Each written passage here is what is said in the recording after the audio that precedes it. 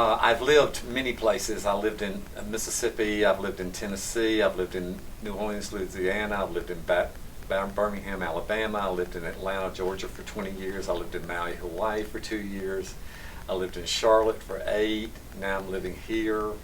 I've traveled a lot. I've been to Japan, I've been to most of your South American and Central American countries. I've been to Israel with Bobby for 2 weeks on a tour.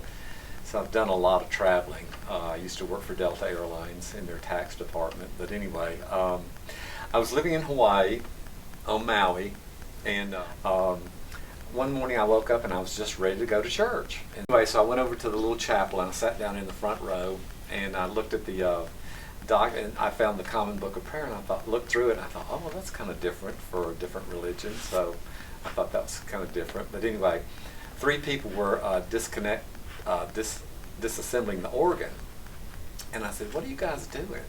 And they said, well, during the second service, one of our organists noticed that there was a really foul smell coming out of the organ.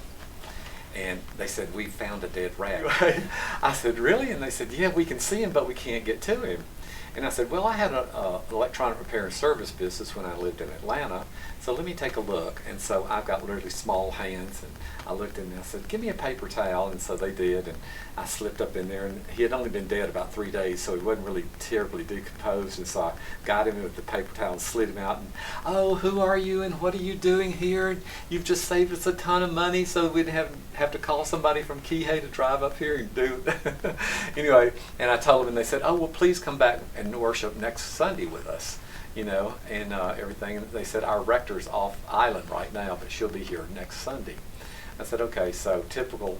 Next Sunday I go, and I slip in the back pew because I'm at a new church, and you know how it is when you go to a new church, you don't want to be noticed, you just kind of slip in and everything. So I'm sitting in the back pew, and I'm looking through the program, and I get right to the end of the program, and it says, please welcome Gene Sloan to our congregation. He's gone above and beyond the call of duty and removed a dead rat from our organ.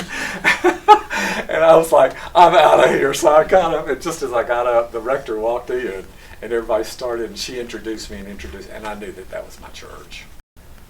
We were raised Lutheran that way, and I was, I remember being an acolyte, and I was in the choir before my voice got changed. Eventually, when I got to meet Gene,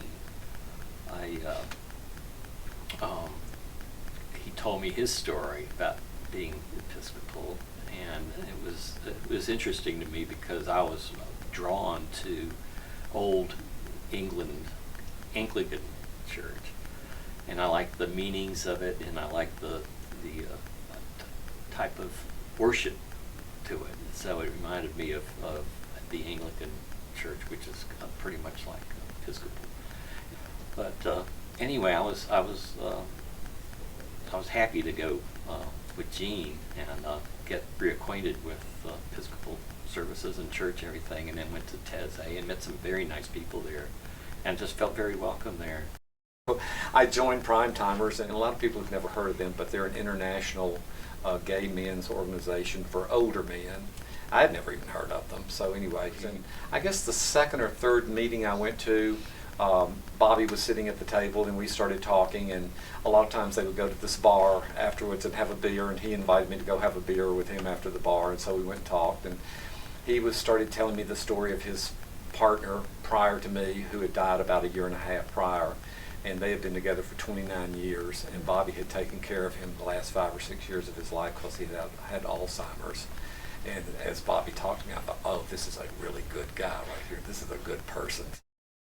So, and I guess the rest of that story is that was before marriage was legal, and so it was legal in a few spots, and so we had talked about it, and I said, you better choose your moment carefully, and he did, because we went on a trip to Europe, and while we were on the Lovelock Bridge in Paris, that's when he proposed to me. So, and it was like 1 a.m. in the morning too. And it stunned me. It totally stunned me. I wasn't expecting it.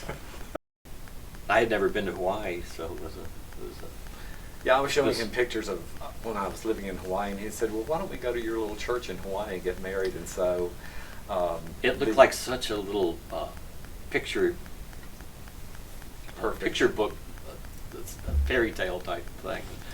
Well, if that was your church, it was like, oh, yeah, we ought to just get married there.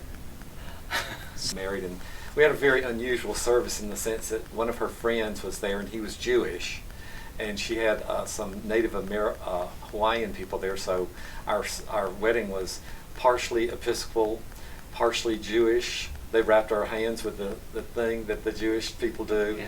and then some local Hawaiian people did part of it as a Hawaiian thing too. So Yeah, the they did. wedding was very unique. It was like a Hawaiian prayer for us, and the way they had our hands over Yeah. things, and It's a really- special cloth and everything. So it was a very, very nice, unusual marriage ceremony.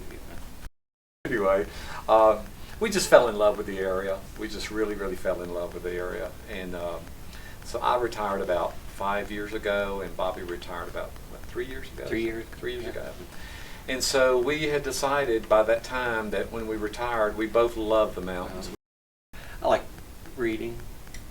I like good books. I like good movies.